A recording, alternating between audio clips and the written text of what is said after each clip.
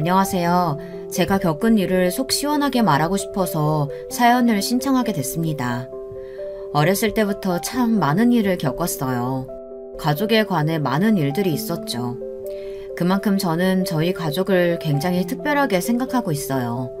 특히 엄마를 많이 사랑하고 친구처럼 지내며 제 인생에 있어 가장 소중한 사람이라고 생각하고 있죠. 그래서 엄마에 대한 이야기가 많이 나올 거예요. 글 쓰는 재주가 없어 걱정이 되지만 편안하게 그냥 들어주셨으면 좋겠네요.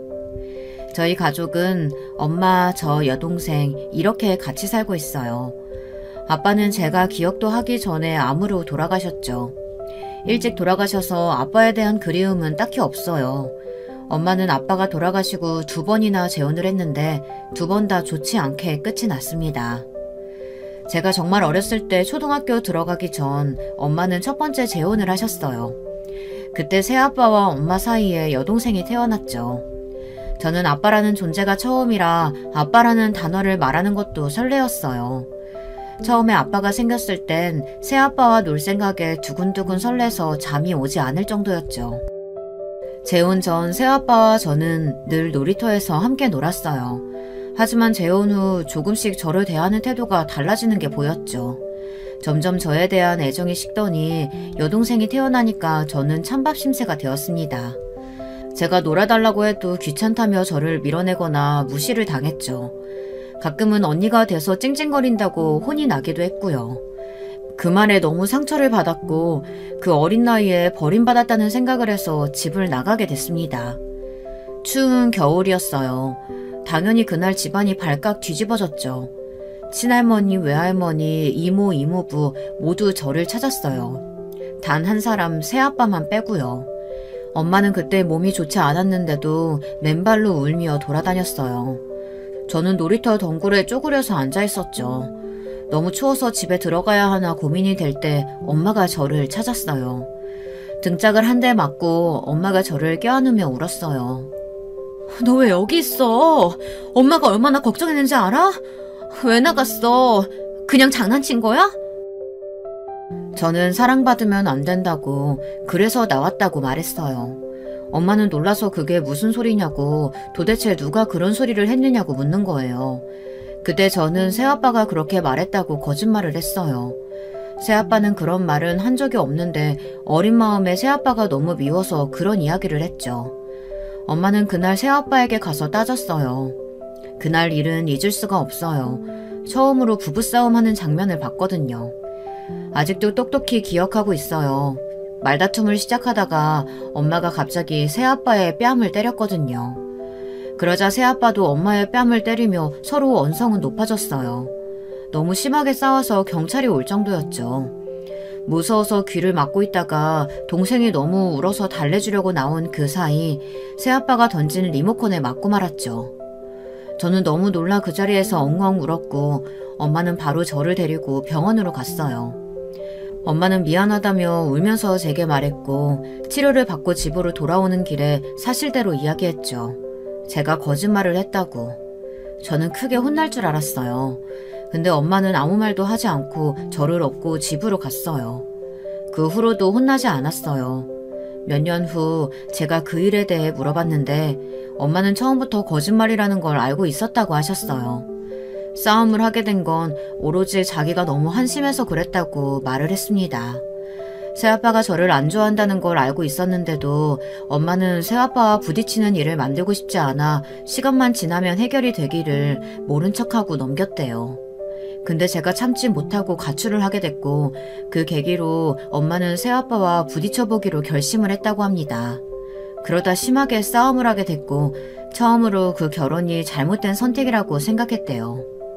하지만 여동생이 태어난 지 얼마 되지 않았기 때문에 이혼을 하겠다는 생각은 한 적이 없었다고 했죠. 그렇게 잘 지냈으면 얼마나 좋았겠어요. 하지만 여동생이 2살이 되기 전 이혼을 하고 말았습니다. 하지만 새아빠만의 문제는 아니었어요.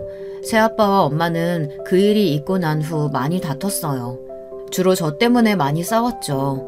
싸움이 잦다 보니 다른 문제가 생겨버렸고 사소한 문제로도 다투게 됐어요. 그러다 점점 사이가 틀어졌죠. 새아빠는 여동생마저 돌보지 않고 집에도 들어오지 않았어요. 가끔 들어오기는 했는데 몇 달 뒤엔 들어오지 않았어요. 처음에 들어오지 않았을 때 저는 슬프기보다는 당연하다고 생각했었어요.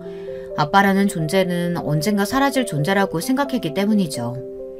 지금 생각해보면 어린 나이에 그런 생각을 했다는 게 스스로 조금 짠하고 그러네요. 그렇게 몇 달은 들어오지 않다가 다른 사람이 저희 집에 드나드는 거 아니겠어요? 그리고는 엄마가 제게 물어봤죠. 저기 저 아저씨랑 같이 사는 건 어때? 저는 처음에 그게 무슨 의미인지 몰랐어요. 저는 그냥 아저씨가 저와 잘 놀아줘서 좋았고 새아빠와 다 같이 살면 좋겠다고 생각했어요.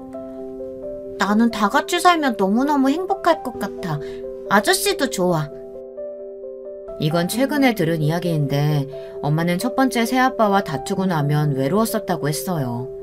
외로운데 집에도 안 들어오니 얼마나 외롭겠어요. 그때 아저씨가 나타난 거죠. 엄마도 그러면 안 된다는 걸 알지만 끌렸다고 했어요. 그렇게 엄마는 새아빠와 이혼을 하지 않았지만 아저씨와 사귀게 됐고 그 사실을 알자마자 새아빠는 이혼하자고 이혼 소송을 했대요. 근데 새아빠도 잘한 게 없는 게 새아빠도 다른 사람을 만나고 있어서 둘이 합의하고 이혼을 했다고 했어요. 그리고는 이사를 가게 됐어요. 첫 번째 새아빠와는 어느 순간부터 만날 수가 없게 됐고 엄마는 두 번째 재혼을 하게 됐죠. 제가 중학교 들어갈 때쯤 첫 번째 새아빠와 이혼을 하게 됐다는 사실을 알게 되었죠. 그렇게 저는 두 번째 새아빠와 지내게 됐어요.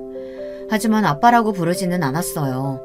저를 진심으로 좋아해주는 것 같아 마음은 같지만 더는 상처를 받기 싫어 아저씨라고 불렀습니다.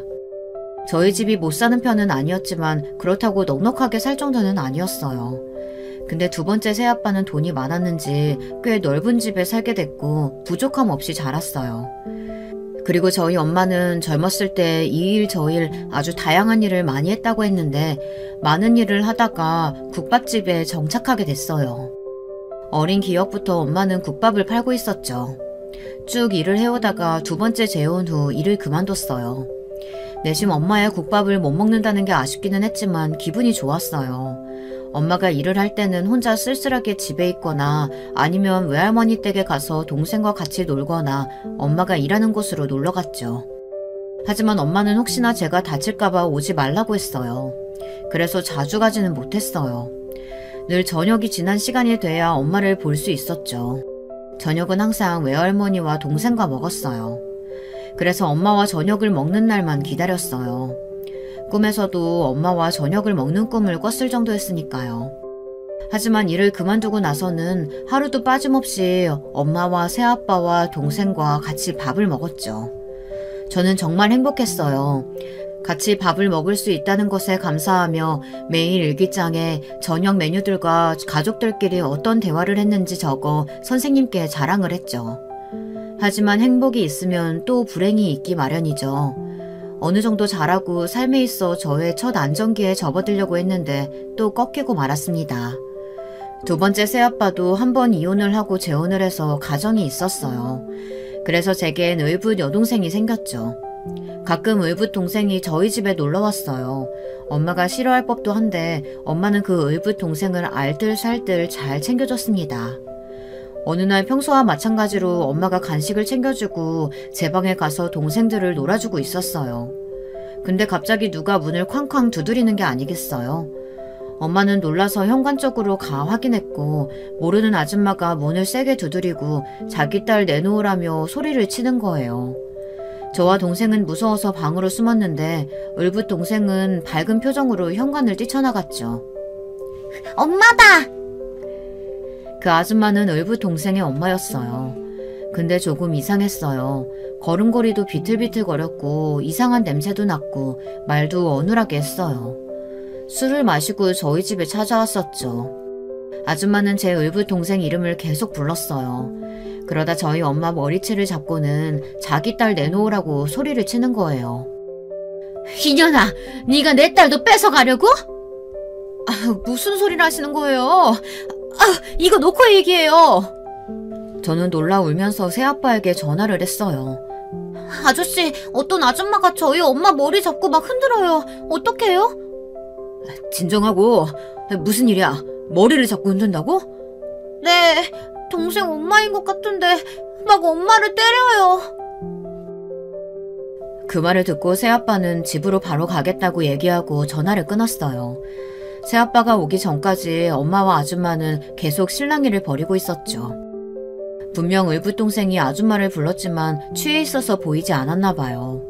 계속 저희 엄마를 붙잡으면서 자기 딸 내놓으라고 말했어요. 몇 분 뒤 새아빠가 집에 오자 사건은 마무리가 됐어요.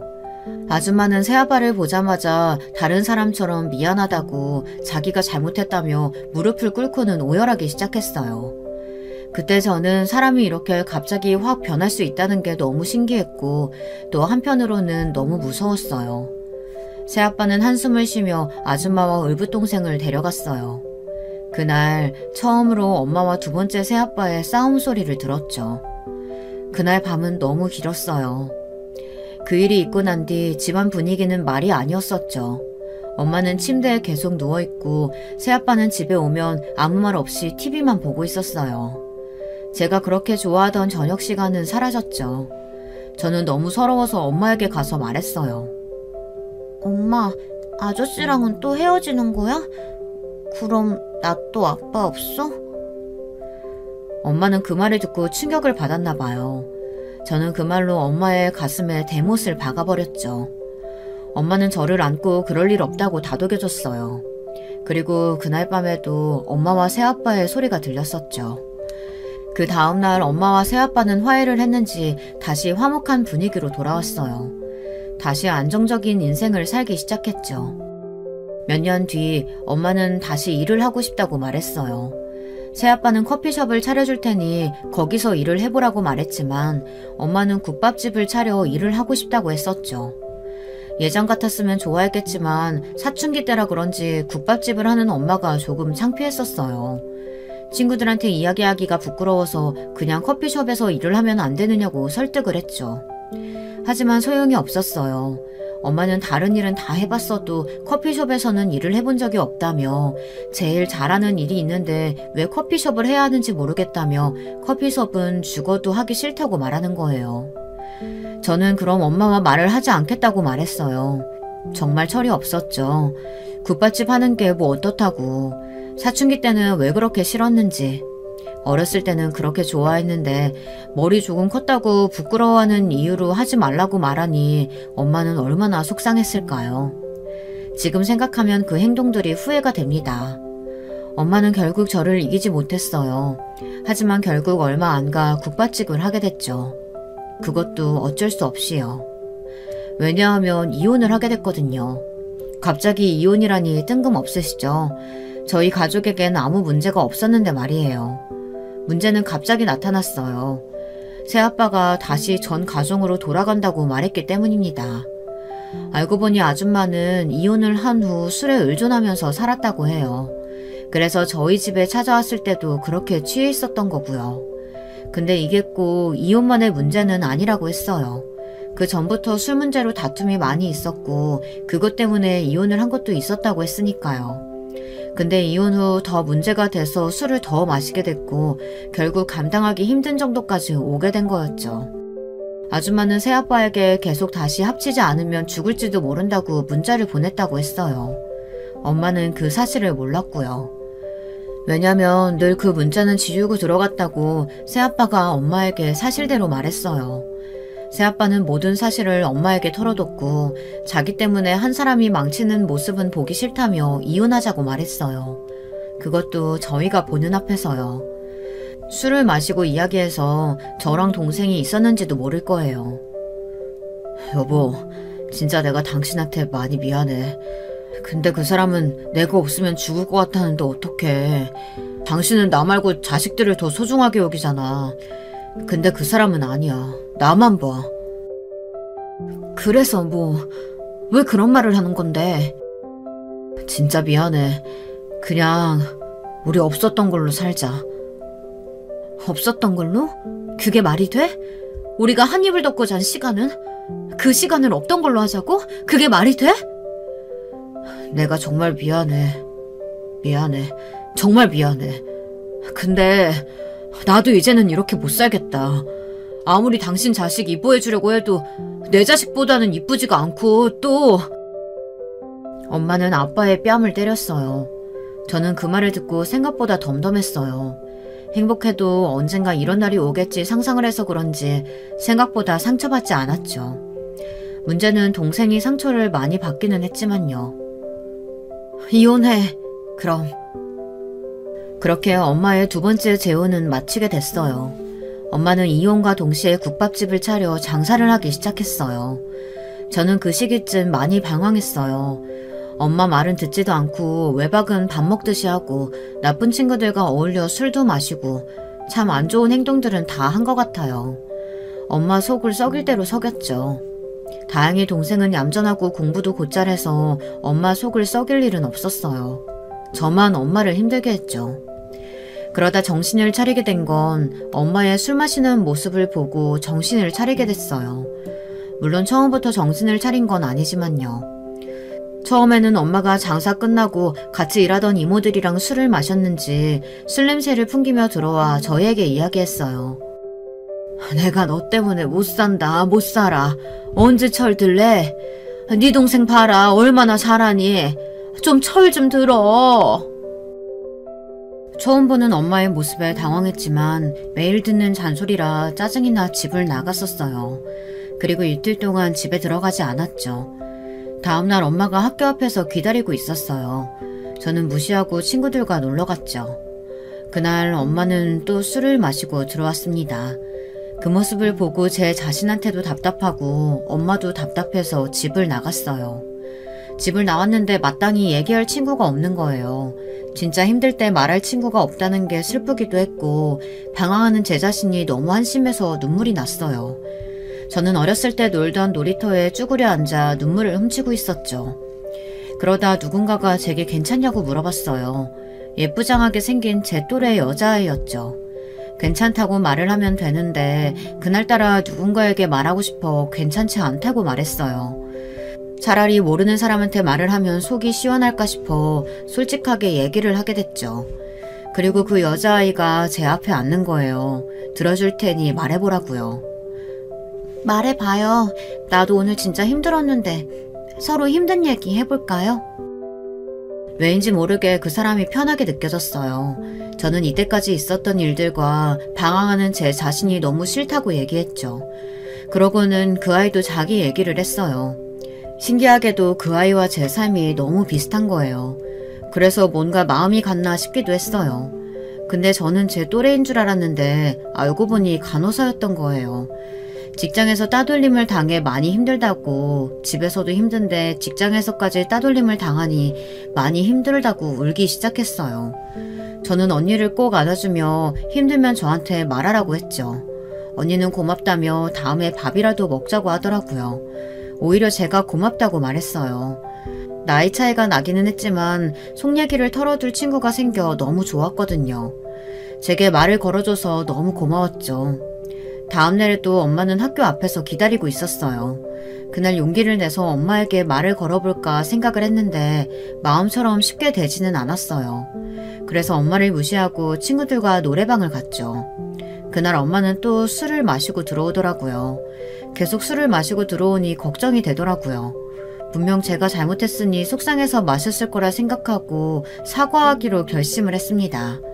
하지만 그때 왜 이리 솔직하지 못했던지 술 좀 그만 마시라고 짜증만 냈어요. 저는 당연히 엄마가 잔소리를 할 거라고 생각했어요. 근데 갑자기 엄마가 미안하다고 내가 잘못 키운 것 같다며 저를 안아주는 거예요. 순간 저는 눈물이 왈칵 쏟아졌어요. 엄마가 미안하다. 너가 힘들 수 있다는 걸 엄마가 생각을 못한 것 같아. 내가 남자 잘못 만나서 네가 얼마나 고생을 하니. 미안하다. 미안해. 저는 엄마를 안고 펑펑 울었어요. 그날 저는 정신을 차리고 엄마에게 사과를 했어요. 그리고는 바로 언니에게 고맙다고, 덕분에 엄마와 화해할 수 있게 됐다고 문자를 보냈죠. 문자를 보내고 하루 뒤 언니에게 전화가 왔어요. 언니, 나 엄마랑 화해했다? 나 이제 정신 차렸어. 언니 덕분이야. 아, 저 지연이 엄마인데요. 아, 네, 어머니, 안녕하세요.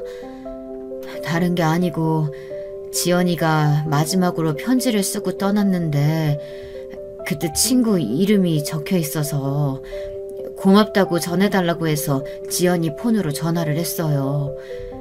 고마워요. 내 딸 이야기 들어줘서. 아니에요. 제가 힘들 때 언니가 먼저 와서 얘기 들어줬는걸요. 근데 언니는 어디로 갔어요? 언니는 따돌림을 견디지 못하고 가슴 아픈 선택을 하고 말았어요. 딱 한 번 봤는데도 정말 좋은 사람이라고 느껴졌는데 좋은 친구가 될 수 있을 거라고 생각했는데 그렇게 가버리니 마음이 아팠어요. 그 언니 같은 사람이 되고 싶어서인지 저도 정신 차리고 간호사라는 꿈을 갖게 됐어요. 하지만 방황하던 시기에 공부를 하지 않아서 다시 중학교 공부부터 시작을 해야 했어요. 그래서 저는 동생을 붙잡고 하루에 3시간씩 자며 공부를 했죠. 그해 대학에 붙지는 못하고 재수를 해서 가고 싶은 학교에 갈 수 있게 됐어요. 학교에 붙은 해에는 저희 가족에게 좋은 일만 일어났어요. 국밥집은 맛집으로 소문이 났고 엄마는 그 틈을 타 시장에 있는 한 건물을 사 확장 이전을 하며 장사가 잘 되고 있었죠. 동생은 늘 1등을 놓치지 않았고요. 저희 가족은 더욱더 사이가 좋아졌어요. 저는 졸업하고 바로 취업을 할 수 있게 됐어요. 너무 힘들었지만 제가 하고 싶었던 일이었기에 버틸 수 있었죠. 일을 잘 다니고 있으니 저도 슬슬 연애를 해야겠다는 생각을 했어요. 그때 마침 직장 동료가 제게 소개팅을 해보지 않겠느냐고 말했어요. 친구가 제 사진을 보고 마음에 든다고 소개해달라고 했다지 뭐예요. 심지어 의사라고 하니 처음에는 솔깃했는데 부담스러워서 거절을 했어요. 근데 동료가 한번 만나보라며 부탁을 하는 거예요. 그래서 어쩔 수 없이 소개팅을 나가게 됐죠. 소개팅을 나가게 됐는데 생각보다 너무 괜찮은 사람이더라고요. 그래서 한 번 더 만나게 됐고 사귀게 되었어요. 둘 다 바쁘고 일하는 시간대가 달라 많이 보지는 못했지만 그래도 저희는 만나면 만날수록 결혼을 확실했어요. 오랜 기간 동안 연애를 하고 남자친구는 제게 프로포즈를 했어요. 저는 당연히 승낙을 했고 결혼을 약속했어요. 물론 남자친구가 개인병원을 내고 싶다고 해서 조금 안정이 되면 결혼을 하자고 했고 그 전에 부모님께 인사 먼저 드리자고 했죠. 근데 저는 결혼 전부터 시댁살이를 하게 될 줄은 몰랐어요. 보통 결혼 전부터 시댁살이가 시작되나요? 저희 시어머니와 시누이의 성격이 장난이 아니었어요. 저희는 결혼 약속 전까지 서로 부모님을 뵙지 않았어요. 그냥 가끔 명절 선물, 생신 때 선물을 보내는 것 말고는 없었죠. 결혼 후 처음 뵙는 거라 긴장이 됐어요. 시어머니 생신 때 처음 뵙게 됐죠. 근데 웬걸 처음부터 제게 요리 좀 도와달라며 말을 하지 뭐예요. 처음 인사하는 자리라 저도 뭐 도와드릴 건 없을까 눈치 보는 것보단 낫다고 생각은 하지만 당연하게 생각을 해서 당황했죠. 남자친구도 시어머니의 말에 당황했는지 자기가 도와주겠다고 나섰지만 남자는 주방에 있는 거 아니라며 저를 주방으로 데려갔어요. 그래, 아가씨는 집에서 요리를 좀 하나? 집에 있을 시간이 많이 없어서 거의 사 먹어요. 그래도 요리하는 거 좋아해서 쉬는 날엔 요리 좀 해먹기는 해요. 요즘 젊은 사람들은 계속 배달시켜 먹거나 밖에서 먹고, 아휴, 아가씨도 이참에 우리 집에 와서 요리 좀 배워. 시어머니는 갑자기 제게 요리를 배우라고 하는 거예요. 거절은 못하겠고 결혼 약속도 했으니 안 볼 사이도 아니고 난감했어요.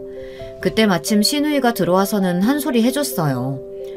엄마도 참 무슨 소리 하는 거야. 요리를 여기서 왜 배워? 저는 시누이라도 괜찮은 것 같아 다행이라 생각했죠. 그런 건 자기가 알아서 해야지. 나는 제 마음에 안 든다니까. 우리 집에 부르지 마. 저는 살다 누가 대놓고 마음에 안 든다고 말하는 사람은 처음이었어요. 시누이의 인성이 남자친구에게 다 갔나 싶을 정도로 싸가지가 없었어요. 밥 먹고 있는데 제게 여우 같다고 말을 하는 거 있죠. 그러면서 저한테 자기야 거리면서 까내리는데 어처구니가 없었어요. 자기야, 미안한데 내가 딱 싫어하는 관상이 있거든? 근데 자기가 딱 그 관상이야. 그래서 막 마음에 들지는 않네. 그렇다고 내가 못되게 굴지는 않아. 그냥 싫으면 말을 안 걸거든. 너무 상처받지 말고 내가 이렇게 느끼고 있다는 걸 말해주고 싶어서. 내가 워낙 솔직한 사람이라.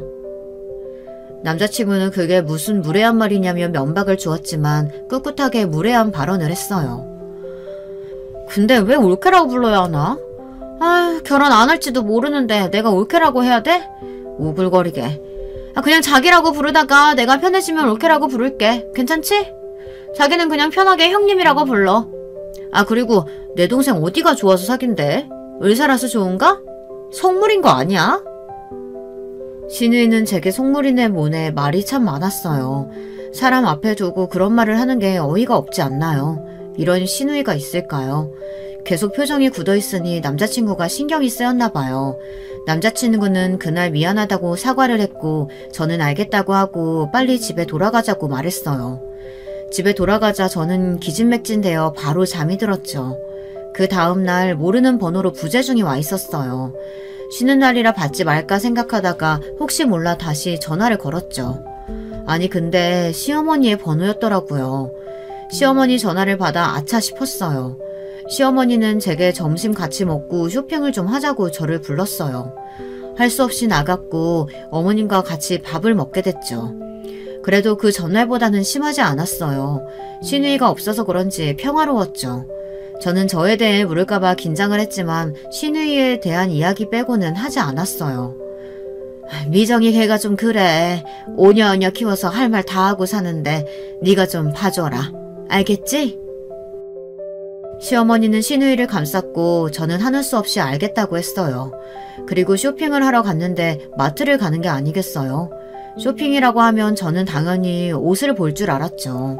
제 손에는 어느새 당면, 소고기, 표고버섯, 부추가 들려 있었어요. 장을 다 보고 어머님이 제 집에 가서 요리를 하자고 하는 겁니다. 순간 잘못 들은 줄 알고 다시 되물었죠. 저는 엄마와 여동생과 함께 살고 있었기 때문에 힘들 것 같다고 했어요. 시어머니는 떨떠름한 표정을 하고는 자기 집으로 가자고 말했어요. 졸지에 시어머니 집에 가서 요리를 하게 됐죠. 제가 엄마를 닮아 요리 솜씨는 있는데 귀찮아서 잘 안 하거든요. 남의 집에 와서 제가 요리를 하게 될 거라고는 상상도 못했어요. 시어머니는 계속 저에게 잔소리를 하며 꼬투리 잡을 게 없는지 눈에 불을 켜고 보고 있더라고요. 다행히 곧잘해서 무사히 넘겼죠. 이 일을 남자친구에게 이야기했더니 미안하다고 사과를 했어요. 남자친구의 잘못은 아니지만 기분이 좋지는 않았죠. 결혼 전부터 이러는데 결혼 후에는 어떨지 상상만 해도 끔찍했죠. 그래도 딱 저만큼만 했어도 제가 폭발하는 일은 없었을 거예요. 점점 저는 쌓이고 말았죠. 한날은 만두를 빚자며 저한테 전화가 왔어요.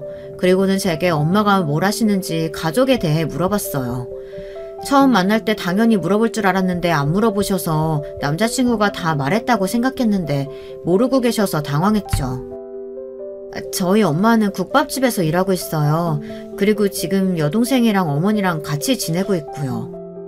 국밥? 그 국밥? 그럼 아버지는?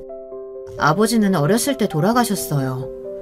저는 딱히 재혼과 이혼을 말할 필요가 없다고 느껴 말하지 않았어요. 그래, 국밥집이면 그래도 크게 국밥 사업이라도 하시나? 아니요, 그냥 시장에서 국밥 팔고 계세요. 그때 시어머니의 표정은 굳어가기 시작했어요. 표정이 1초에 한 번씩 썩어가기 시작했어요. 옆에 있던 신우도 그 이야기를 듣고는 난리가 났죠. 저것 봐, 내가 뭐라고 했어. 내가 별로라고 했잖아. 국밥 한다니 말이 돼? 비린내 나는 거 아니지? 우리 집안에 국밥집이라니 말이 안 되잖아. 형님, 말이 너무 심하신 거 아니에요? 아니, 얘는 틀린 말 한 것도 아니구만.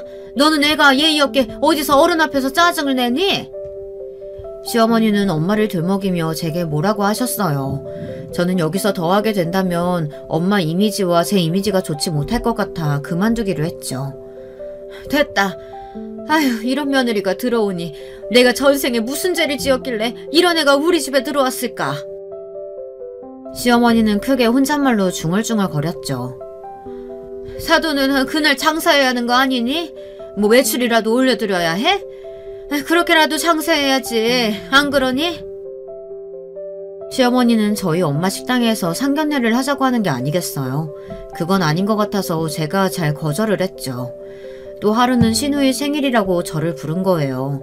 신우이는 저를 싫어해서 당연히 안 부를 줄 알았는데 이젠 저를 괴롭히려고 작정을 했는지 저를 부르더라고요. 외식을 하는 것도 아니고 집으로 불러 요리를 하게 됐고 설거지, 청소, 잡일은 다 시켰어요. 남자친구는 일 때문에 늦게 와서 이 모습은 보지 못했었죠. 어머니가 장사한다고 이런 잡일은 다 잘하나 봐? 어릴 때부터 많이 했나? 저는 대답할 가치를 못 느껴 답도 하지 않았어요. 그러면서 은근슬쩍 엄마를 무시하는 말을 하더라고요. 국밥집 하면 집에 갈 때도 냄새 안 나냐? 시장 같은 곳에서 장사하면 쥐나 바퀴벌레들 많지 않냐? 위생적이냐? 꼬치꼬치 물어보더라고요. 설마 엄마 앞에서도 이런 말을 할까요? 시댁에 대한 말을 하려면 끝도 없어요. 하루는 또 제가 재혼 가정에서 자랐다는 걸 알게 됐죠. 어쩌다 보니 저희 어머니에 대해 물으시더라고요. 그때 저는 거짓말은 못하니 사실대로 말했습니다. 처음에는 그냥 한 번만 재혼했다고 말하려고 했는데 어쩌다 보니 재혼을 2번 했다는 걸 말할 수밖에 없었죠. 그때 난리가 났습니다. 재혼을 2번이나? 아니 사돈 뭐 어디 문제 있는 거 아니니? 어머니 무슨 말을 그렇게 하세요? 말이 너무 심한 거 아니세요? 얘는 심하긴 뭐가 심해? 애 보고 자라온 게 있을 텐데 너랑 살다가 이혼이라도 하면 그때는 어쩌라고? 나 여기서 더 얘기하면 못 참을 수도 있어. 그러니 그만해. 어머니 저희 먼저 나가겠습니다. 저희는 사이가 더 안 좋아졌죠. 이렇게 있다가는 결혼 전부터 안 좋아질 것 같아서 작은 선물을 준비했어요. 남자친구랑 오랜만에 제주도로 여행을 가게 됐어요. 제주도에 있는 귀여운 소품들, 면세점에서 신우이에게 어울리는 립스틱, 시어머니에게 어울릴 것 같은 스카프를 준비해 선물로 줬었죠. 하지만 탐탁지 않아 하는 게 보이더라고요. 신우이는 저보고 센스가 없다고 자기는 이런 립 잘 안 바르는데 한번 발라보겠다며 말을 하는데 분명 비슷한 색이 있는 걸 보고 사왔는데 그런 말을 들으니 기분이 좋지는 않았어요. 그 일뿐만 아니라 어디 갔다 오면 챙겨주고 선물을 줬는데 듣는 말은 고맙다가 아닌 필요 없다, 돈이나 아껴라 등 이런 안 좋은 말뿐이었어요. 물론 정말 걱정으로 그런 말을 하시는 분도 있지만 시어머니와 시누이의 말은 그런 게 아니었죠. 정말 왜 이러는 걸까요? 저도 참고 싶어서 참는 건 아니었어요. 남자친구를 너무 사랑하고 시댁 때문에 헤어질 수는 없다고 생각했는데 그날 처음으로 남자친구와 파혼을 해야 하나 고민을 했죠. 결혼을 하더라도 시댁이 계속 저런 식으로 나온다면 저는 참지 못하고 이혼을 할 것 같았거든요. 하지만 제가 남자친구를 너무 좋아하고 일 때문에 마음고생을 하고 있어서 힘들게 하고 싶지는 않았거든요. 드디어 걱정되던 상견례 날이 다가왔어요. 시누이와 시어머니는 명품으로 휘감고 왔더라고요. 조금은 당황스러울 만큼 화려하게 입고 왔어요. 누가 봐도 명품 입었다고 자랑을 하는 것처럼요. 오히려 단정하게 입은 저희 엄마가 더 고급스러워 보였죠. 안녕하세요. 처음 뵙겠습니다. 말씀 많이 들었어요. 네, 저도 말씀 많이 들었어요. 처음에는 어색해서 그런지 조용했어요. 그리고 밥이 나오고 분위기가 조금 풀리자 서로 이야기를 나누기 시작했어요. 국밥집 하신다고요? 아, 네. 예전부터 국밥집에서 일을 했는데 그만뒀다가 다시 하게 됐죠. 언제 한번 오세요. 저희 국밥집이 맛있다고 소문이 났거든요. 그런데 좀 양심이 없으신 거 아니에요? 누나! 시누이는 결국 사고를 치고 말았어요. 갑자기 양심이 없다니 그게 무슨 소리인가 싶었죠. 아니 우리 집안이 어떤 집안인데 국밥집 하는 집안이랑 결혼을 해야겠어. 저는 엄마가 뭐라고 말 못할 것 같아서 대신 말해주는 거예요. 형님, 그전에도 말했지만 말이 너무 지나치신 거 아니에요? 저희도 그래도 살 만큼 살아요. 그래요, 사돈. 제가 이런 말은 안 하고 싶었는데 조금 저희 집이랑은 안 맞는 것 같네요. 안 맞는다니요? 저희가 국밥집을 하고는 있지만 넉넉하게 혼수 준비하고 애들 도와줄 능력은 됩니다. 그런 식으로 얘기하니 기분이 안 좋네요. 시어머니는 갑자기 저희 가정사를 꺼내기 시작했어요. 그리고 재혼하셨다고 했는데 한 번도 아니고 2번이라뇨. 그것부터도 뭐 어떤 가정에서 자랐는지 보이더라고요.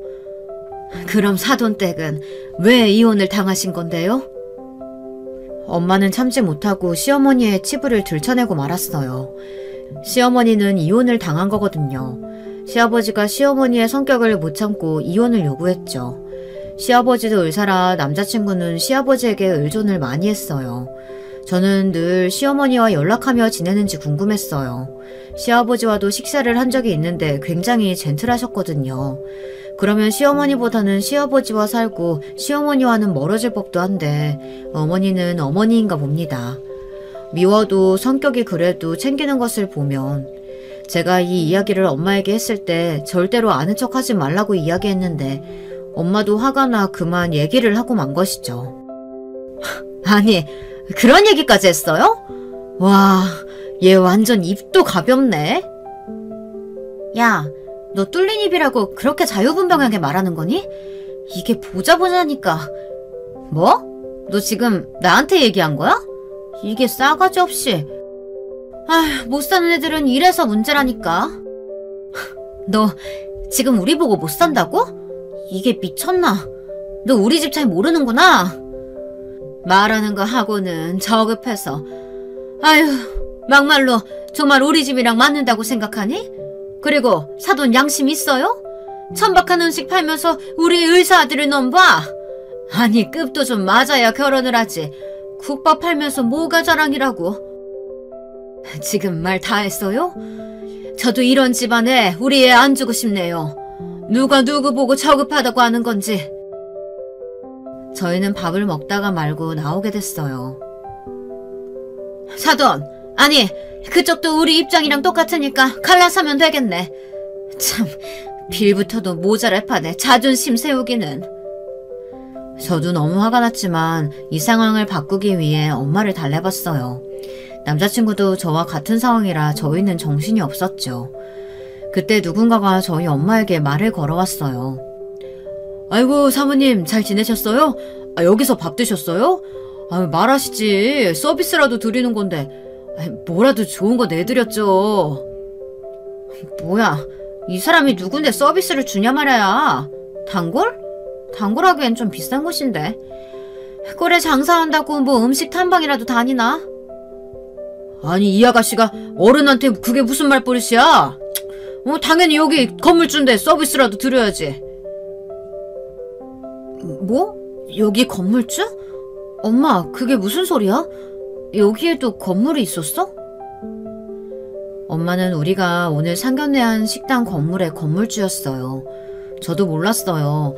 동생은 알고 있었고요. 어떻게 된 일인가 싶었는데 알고 보니 두 번째 새아빠에게 받은 건물이었어요. 엄마는 제게 말하지 않았고 동생은 어쩌다 알게 됐다며 제게 말을 했죠. 시어머니의 표정은 새하얗게 질려 있었어요. 사돈, 그게 아니고, 아니. 봤죠? 저희 이렇게 대할 집안 아니라고.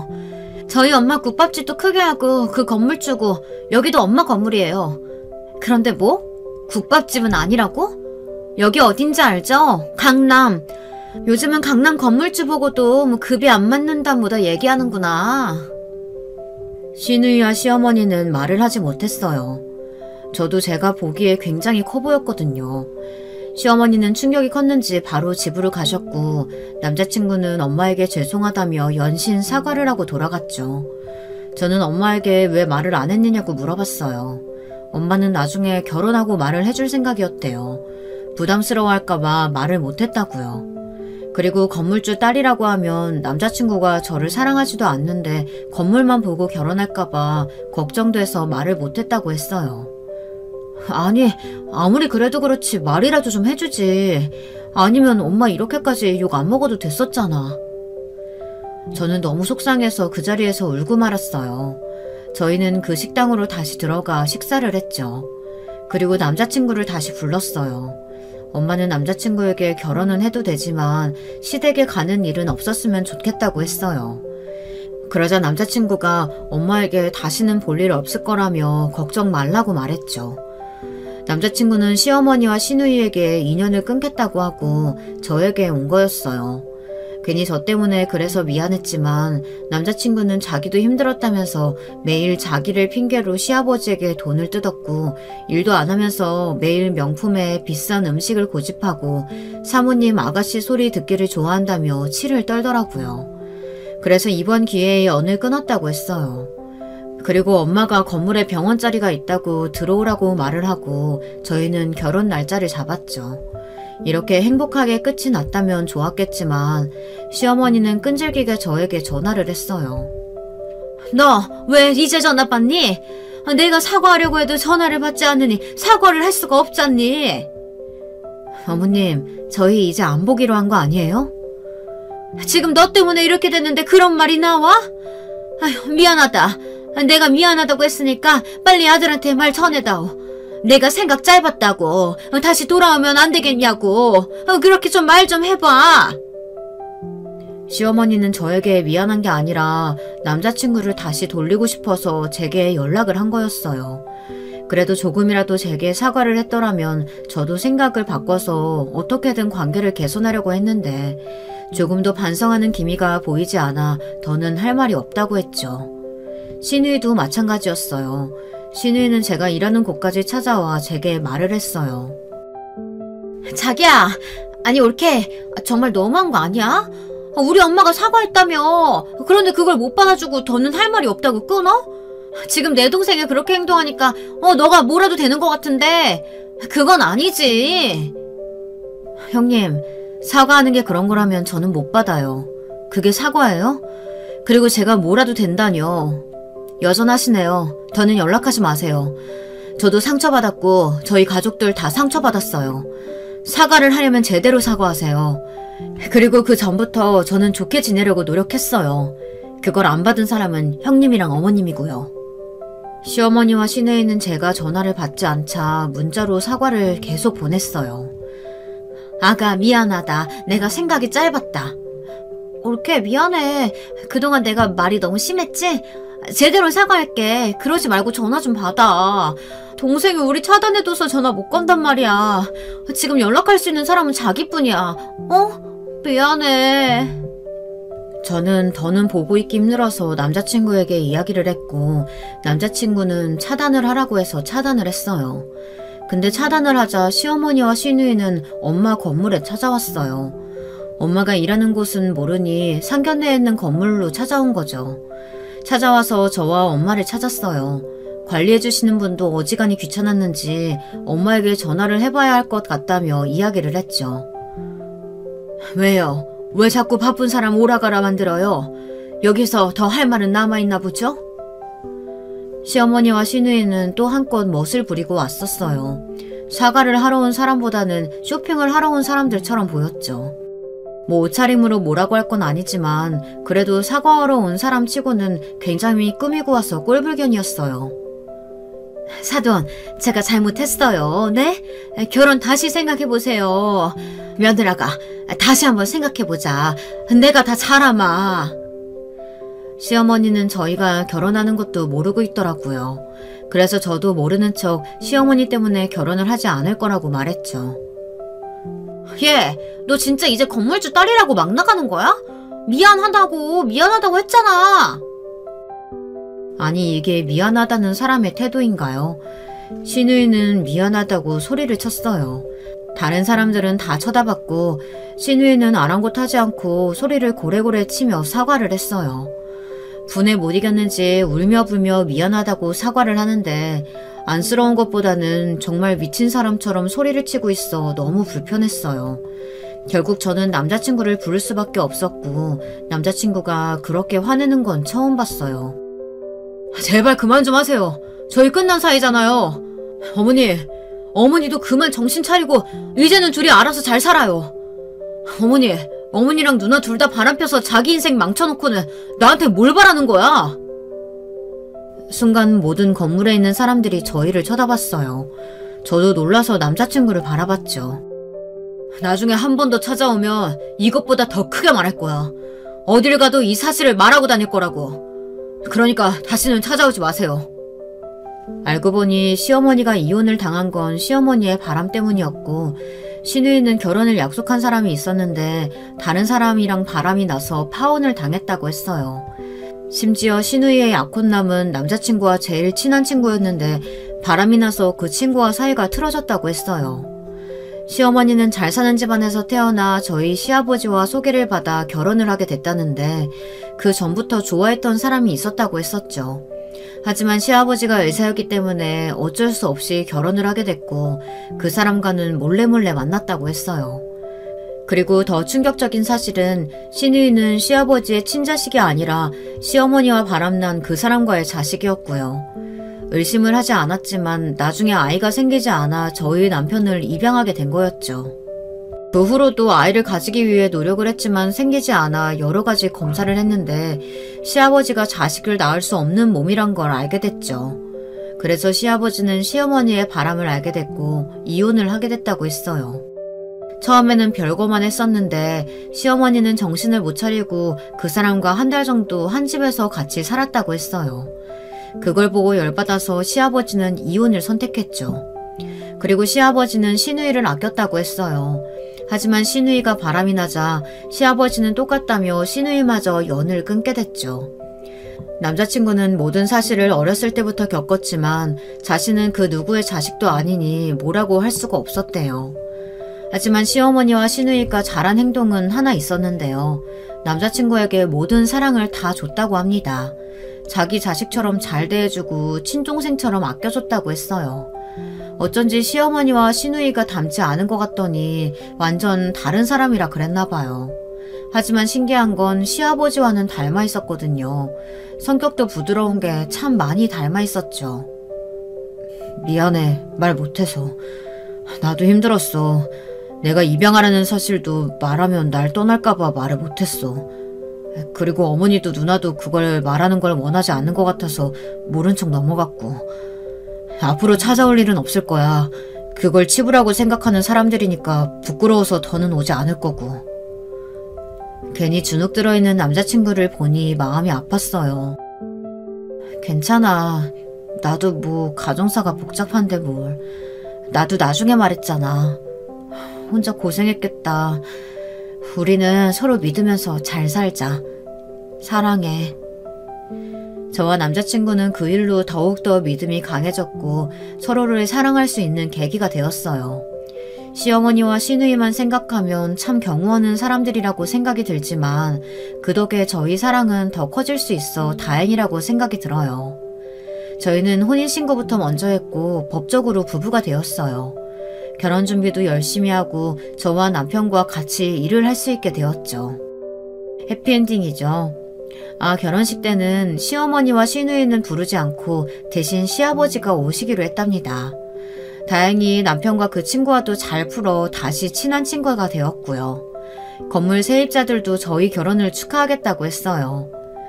지연이 언니가 살아있었다면 와서 축하해줬겠죠. 그럼 제 이야기를 들어주셔서 감사합니다. 여러분, 두 번째 사연 시작하기 전에 좋아요, 구독 꼭 눌러주실 거죠? 그럼 두 번째 사연 바로 시작하겠습니다. 안녕하세요. 저는 남편과 사랑스러운 두 딸과 같이 경기도에서 사는 40대 후반 여자입니다. 친정이 서울이라 지하철로 왕복 3시간을 다녀야 하는데 그럴 때마다 사연에 빠지다 사연을 들으면서 가면 어떻게 시간이 지났는지 모를 정도로 빠르게 지나가더라고요. 심지어 어떤 날에는 내려야 할 지하철역을 지나친 적도 있답니다. 매번 그렇게 됐다가 이번에 우리 시댁에 도저히 제보를 안 하고 버틸 수 없는 일이 일어났어요. 제 얘기가 등장하면 더 재밌게 들을 수 있을 것 같아 제보합니다. 우선 이 얘기를 하려면 무엇보다 우리 친정 가족에 대해 설명하고 넘어가야 합니다. 단도직입적으로 저는 부모님이 이혼하셨어요. 그런데 가정환경이 안 좋거나 가난하거나 그런 것은 전혀 아니랍니다. 제 위로는 3살 차이가 나는 친언니가 있고 부모님은 정확히 제가 초등학교 1학년일 때 이혼하셨어요. 이혼 전에도 부모님은 사이가 좋으셨고 언니와 저를 데리고 여행도 자주 다니고 외식도 자주 하는 화목한 가정이었습니다. 아버지는 은행에 다니셨는데 이미 그때도 나이에 비해 능력이 좋아서 돈이 부족한 집은 아니었어요. 그런데 왜 이혼했는지 궁금하시죠? 부모님은 사이가 안 좋아서가 아니고 친할머니 때문에 이혼하셨습니다. 친할머니가 우리 엄마와 외할머니를 매우 싫어하셨거든요. 결혼 전에도 끔찍이 싫어해서 엄마를 찾아가 몇 번이고 결혼하지 말라고 난리를 쳐서 외할머니가 엄마를 말릴 정도였다고 합니다. 그런데 엄마와 아빠는 둘이 너무 사랑하니까 헤어지지 못하고 그대로 집안 반대에도 결혼해서 저와 언니를 낳았어요. 친할머니는 당연히 엄마의 자식인 언니와 저를 싫어하셨는데 찾아가서 인사하면 당장 나가라고 소리를 지르고 심지어 들고 있던 사과를 던져 그게 제 머리에 맞기도 했습니다. 제 기억 속에도 친할머니 하면 너무 무서워서 꿈에도 나올 정도였죠. 엄마는 자식들에게까지 그러는 친할머니를 보고 아빠에게 먼저 이혼하자고 했고 아빠와 엄마는 사랑하지만 친할머니의 행패 때문에 참을 수가 없어 그대로 이혼했어요. 친할머니가 왜 이렇게 엄마를 미워했는지 궁금하시죠? 바로 그 이유는 정확히 말하자면 엄마보다는 외할머니 때문이었는데 외할머니가 무당이셨어요. 친할머니는 그런 외할머니를 너무나도 싫어했는데 엄마가 아무리 자기는 신내림 받지 않아도 된다고 말해도 듣지 않으셨습니다. 실제로 엄마는 지금도 신내림을 받지 않았는데 너무 잘 살고 계시고 언니와 저도 멀쩡하게 살고 있어요. 그런데도 친할머니는 그냥 무속인이 싫으셨던 건지 우리 엄마에게 차마 제가 글로 적을 수도 없는 내용의 욕을 하셨습니다.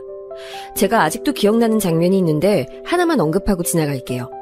엄마가 아빠와 이혼하시기 직전이었는데 워낙 친할머니가 우리를 싫어하니까 아빠는 가족을 친가에 데리고 가지 않으셨습니다. 그런데 아마 그날은 친할아버지의 제사여서 어쩔 수 없이 갔던 걸로 기억해요. 그렇게 간 친가에서 엄마에게 친할머니는 막말을 퍼부으셨습니다. 너 때문에 우리 아들한테 무슨 일 생기면 그땐 내가 네 자식 가만 안 둘 거야. 각오해! 하며 저와 언니에게 뭘 보냐고 당장 나가라고 소리 지르셨어요. 어린 저는 그런 할머니가 너무 무서워서 그 자리에서 오줌을 싸고 말았는데 그걸 본 엄마는 조용히 저와 언니를 데리고 집으로 왔고 그 일로 그동안 참았던 게 터져서 아빠와 이혼했습니다. 다행히 엄마는 직업이 있으셨고 아빠가 서류상으로 이혼했어도 자주 만나자고 했는데 엄마는 친할머니가 그렇게 대해도 아빠를 사랑하셨고 무엇보다 언니와 저에게 지극정성이라 우리는 적어도 일주일에 한 번은 엄마와 같이 만나서 밥을 먹었어요. 이혼했지만 이혼한 게 아닌 그런 가족의 형태였습니다.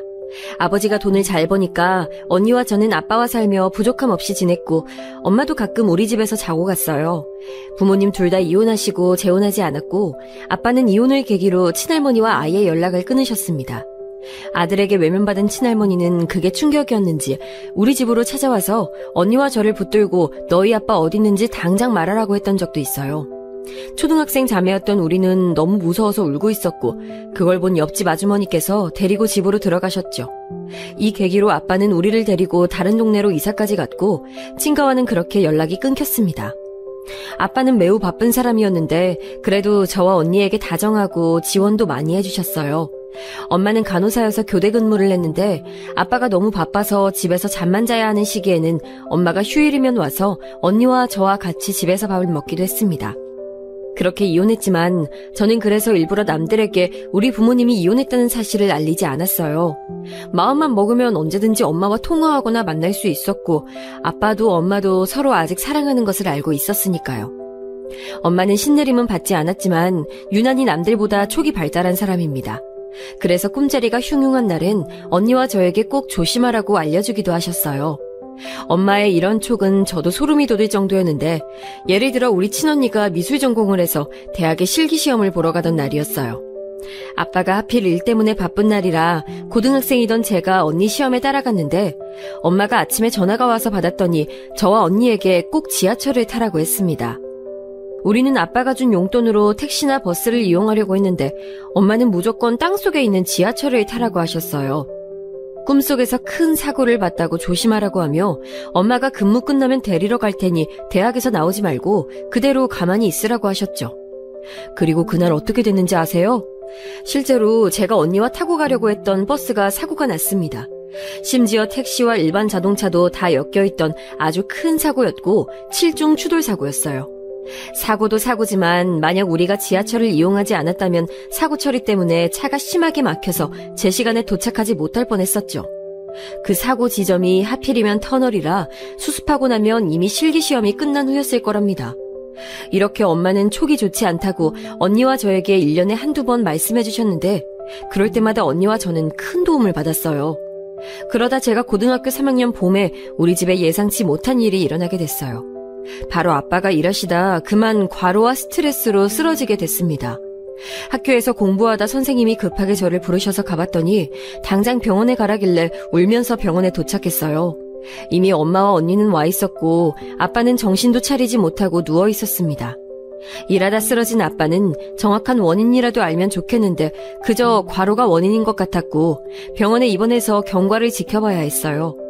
그래서 우리 집으로 엄마가 와서 많이 도와주셨는데 아무래도 거리가 있고 엄마도 일하고 있으니까 완벽하진 않았죠. 집안일이야 제가 하면 되는데 문제는 경제적 문제였어요. 언니가 대학생이었는데 미술 전공이라 들어가는 돈이 매우 많았습니다. 아빠는 갑자기 쓰러지신 거라 병원비로 그동안 모았던 적금을 깨고 버티고 있었죠. 저는 그걸 보고 그냥 대학을 포기해야겠다고 생각하고 언니와 엄마에게 말했어요. 언니는 제 말을 듣고 울고 엄마는 저에게 그래도 대학에 가고 싶으면 가라고 했는데 아무리 생각해도 제가 가지 않는 게 가장 우리 집에 훨씬 좋아 보였습니다. 그래서 고등학교를 졸업하고 바로 중소기업에 입사했어요. 거기서 회계 관련 일을 하게 됐는데 다행히 언니들이 저를 잘 챙겨줘서 생각보다 잘 적응할 수 있었습니다. 사회생활을 생각보다 빨리 시작했지만 그래도 배운 게 참 많았어요. 돈을 버니까 언니 등록금도 대주고 엄마한테 용돈도 줄 수 있어 기뻤습니다. 물론 그럴 때마다 언니와 엄마는 저보고 돈을 주지 말라고 했지만 저는 그동안 막내라 사랑을 받고 자랐으니 그 정도는 해주고 싶었어요. 그렇게 1년이 지나자 아빠는 다행히 회복해서 퇴원하고 집으로 올 수 있었는데 회사는 다니지 못하셨어요. 일상생활은 가능했으나 직장에 다니거나 그러진 못하셨죠. 친가와 아예 인연을 끊었지만 왜 재혼하지 않았는지 궁금하지 않으세요? 사실 저는 제가 그 당시에 너무 궁금했습니다. 엄마와 아빠는 사이도 좋은데 왜 다시 재혼하지 않는 걸까 궁금해서 물어봤는데 엄마는 나중에 제가 성인이 되고 한 23살쯤에 말씀해 주셨어요. 외할머니가 엄마가 재혼하면 우리에게 해가 될 수도 있는 사주라서 그냥 그렇게 서류상이라도 떨어져 사는 게 좋다고 했다고 합니다. 남들한텐 그런 게 어딨냐 싶을 수도 있는데 일단 우리 가족들은 당장 외할머니가 무당이고 엄마도 촉이 남다르니까 그런 미신이라도 함부로 넘길 수가 없더라고요. 그래서 우린 그렇게 성인이 돼서도 엄마와 여전히 연락하고 부모님 사이도 좋았습니다. 그러다 저는 처음 입사하고 근무했던 중소기업을 퇴사하고 중견기업으로 이직을 하게 됐어요. 첫 회사는 집과 가까운 경기도에 있던 회사였는데 운 좋게 서울에 있는 중견기업에 합격하게 되어 이직하고 거기서 지금의 남편을 만나게 됐습니다. 남편은 대학을 못 나온 저와 달리 서울에 있는 4년제 대학도 나왔고 굉장히 똑똑한 사람이었어요. 서로 좋은 마음을 가지고 연애를 시작했는데 몇 년 사귀니까 금방 결혼 정년기가 됐습니다. 저는 결혼하고 싶은 마음은 있었는데 선뜻 먼저 말을 꺼내진 않았고 남자친구가 얘기를 꺼내도 그냥 웃고 넘겼어요. 당연히 싫어서가 아니고 저는 우리 가족에 관한 얘기를 어디까지 해야 할지 몰랐습니다. 사실 그때 친언니가 4년 만난 남자친구와 결혼하려고 했는데 남자친구 쪽 부모님이 반대해서 헤어졌었거든요. 이유는 바로 우리 가족이 이혼 가정이라는 이유였어요. 저도 몇 번 봤던 언니 남자친구였는데 그렇게 집안 반대로 시작도 못하고 헤어진 것을 보니까 겁이 많이 났습니다. 언니는 파혼의 충격으로 다니던 직장도 그만두고 한동안 너무 힘들어했고 그 모습을 본 부모님도 마음 아파하셨거든요. 그래서 저도 모르게 결혼 얘기가 나오면 방어적으로 대했고 그걸 나중엔 남자친구가 오해해서 자기와 결혼하기 싫냐고 물어보기까지 했습니다. 결국 전 우리 가족의 얘기를 사실대로 터놓게 됐어요. 그래서 그때 부모님은 이혼하셨고 그 뒤로 쭉 이렇게 지내게 됐어. 만약 당신이 이런 우리 가정이 이해되지 않는다면 부모님에게 말씀드리기 전에 정리하자. 아니 지선아, 그게 무슨 소리야. 난 네가 이런 사연이 있는 줄 몰랐어. 그리고 난 네가 어떤 가정 환경에서 자랐든 중요하지 않아. 일단 부모님께 내가 잘 말씀드릴 건데 너무 걱정하지 마. 우리 부모님 그럴 분들 아니셔. 사실 남자친구를 보며 어떤 환경에서 자라면 저렇게 사람이 긍정적이고 다정할 수 있을까 생각했던 적이 한두 번이 아닌 저는 살짝 기대하기 시작했습니다. 물론 반대하시면 어쩔 수 없다는 마음도 당연히 가지고 있었죠. 며칠이 지나고 남자친구는 저에게 부모님이 사람이 중요한 거라며 일단 얼굴이나 보자고 하셨다고 전했어요. 그래서 바로 부모님을 뵈러 갔는데 가기 전날에 얼마나 떨렸는지 모르겠습니다. 백화점에 가서 몸에 좋다는 홍삼도 구매하고 꽃까지 챙겨서 부모님을 뵈러 갔는데 예상보다 굉장히 따뜻하게 저를 맞이해 주셨어요. 남자친구는 형제 중 장남이었는데 그래서 이런 자리가 처음이라 떨려서 밤에 잠도 자지 못했다고 하셔서 저도 그랬다고 하니까 금세 분위기가 풀어졌습니다. 그리고 음식을 먹었는데 진짜 시어머니 음식 솜씨가 장난 아니라 저는 첫 만남인데도 너무 맛있어서 밥 한 그릇을 다 비웠어요. 그걸 보시고 시부모님이 잘 먹어서 좋다고 웃으셨고 그렇게 훈훈한 분위기 속에 얘기할 수 있었습니다. 시부모님이 질문하시면 저도 신중하게 대답하고 제 의견을 똑바로 얘기하니까 이렇게 똑똑한 아가씨가 본인 아들과 결혼한다니 즐겁다고 말씀해 주시기도 했어요. 인사를 마치고 남자친구를 통해 들은 얘기는 시부모님이 저를 마음에 들어한다는 말이었습니다. 저도 당연히 시부모님이 좋았고 남자친구도 우리 집에 인사하러 왔는데 엄마도 그때 오셨어요. 언니와 달리 그래도 상대 부모님이 이혼 가정이라고 편견을 가지지 않고 대해주셨다고 하니까 부모님은 기뻐하며 남자친구를 맞이했습니다. 자기네 부모님 실제로 보니까 생각보다 더 사이가 좋으시더라. 내가 말했잖아. 서류상으론 이혼이어도 우리 가족 분위기 자체는 화목했어. 진짜 그런 것 같더라. 그렇게 저와 남자친구는 매우 순조롭게 결혼 준비를 할 수 있었는데 양가 부모님들의 얘기 끝에 불필요한 예단이나 절차는 생략하기로 했어요. 상견례도 하고 결혼식까지 성공적으로 마치고 본격적인 결혼 생활이 시작됐는데 처음엔 되게 순조로웠습니다. 시부모님이 다행히 재력이 있어서 우리 회사 앞에 있는 아파트도 구해주셨고 우리 집에서도 넉넉하게 혼수를 넣어주셨어요. 저희도 부모님들의 도움에 부응하려 최대한 자주 찾아뵈었고 연락도 많이 했습니다.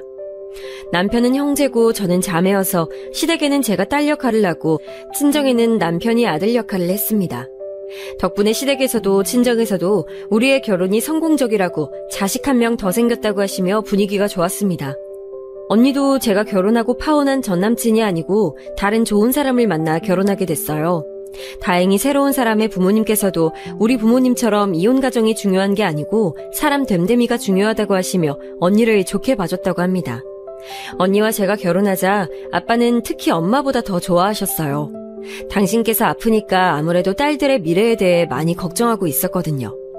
남편은 형제여서 밑으로 시동생이 한 명 있었는데 제가 결혼하고 2년 뒤에 결혼하게 됐습니다. 서방님은 제가 결혼하기 전에 시댁에 갈 때 종종 봤는데 성격도 좋고 외모도 훌륭해서 여자들에게 인기가 딱 봐도 많을 것 같았어요. 서방님은 대형 종합학원에서 수학 강사로 일하고 있었는데 저와 남편처럼 직장에서 동서를 만났다고 합니다.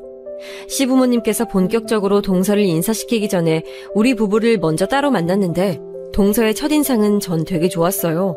제가 상대적으로 조용하고 차분한 편이라면 동서는 저와 성격이 아예 달랐습니다. 첫 만남에 약한 저라 전날부터 남편에게 떨린다고 했었는데 만나고 나서는 동서가 분위기를 이끌어가서 낯가림이 크게 없이 친해지게 됐어요. 서방님도 남편에 비해서는 참 활발한 편인데 부부가 서로 잘 만났다고 생각했습니다. 남편이 회사에서 친절하고 무엇보다 매우 성실하고 어떤 경우에도 침착한 게 좋아서 결혼을 결심했었는데 동서는 서방님이 반대로 활발하고 매번 자신감 있는 태도가 좋았다고 해요. 시부모님의 반응을 남편에게 들었는데 역시나 시부모님도 마음에 들어 하셨다고 해서 얼마나 다행이었는지 모릅니다.